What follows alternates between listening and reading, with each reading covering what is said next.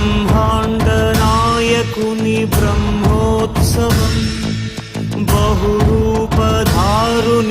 బ్రహ్మోత్సవం, బ్రహ్మాండ నాయకుని బ్రహ్మోత్సవం, బహురూపధారునికి బ్రహ్మోత్సవం. శ్రీభూసతులతో శరణాగతులతో, శ్రీభూసతులతో శరణాగతులతో, ఏడు కొండల పైన చక్కగా